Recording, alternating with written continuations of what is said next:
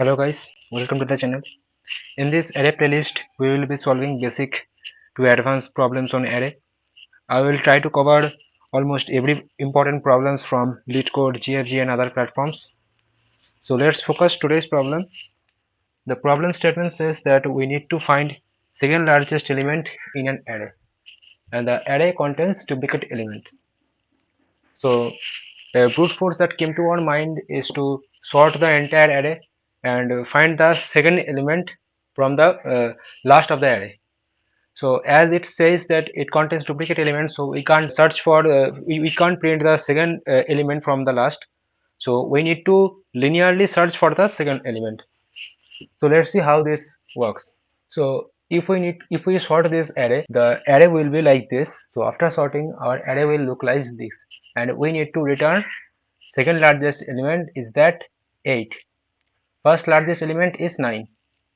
So if we take a condition that if my ARR n is not equal to ARR n minus 1, then I can return the ARR n minus 1 is my second largest element.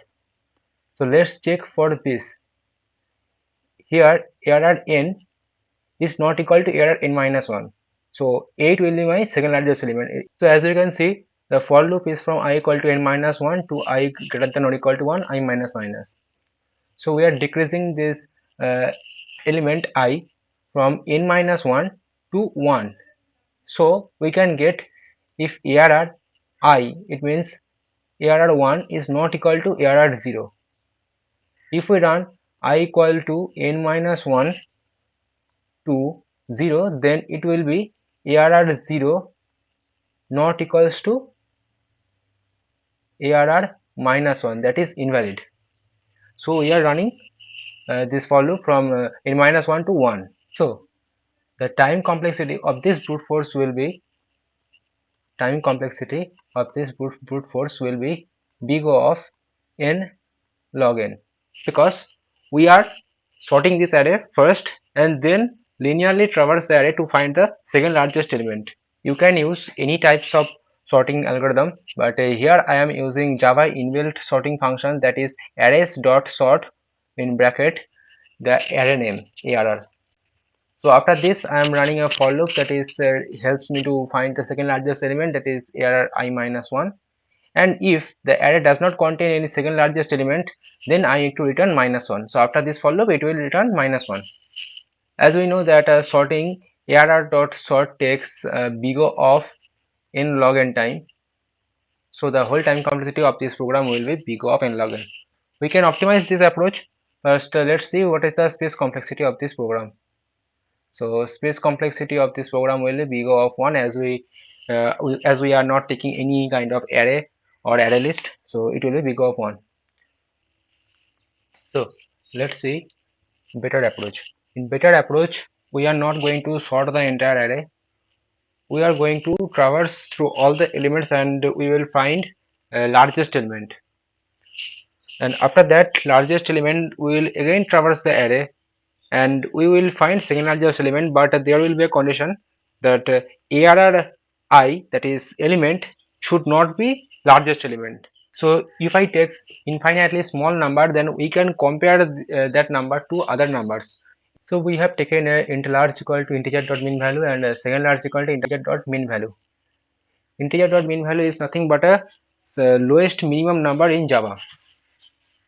So let's try to understand this for loop. For I equals to 0, large equal to math.max large and ARR I. I know that a large is integer dot mean value is the minimum value possible, and ARR I is 2. So what is the maximum of large and ARR I? Of course ARR I. So large will become 2.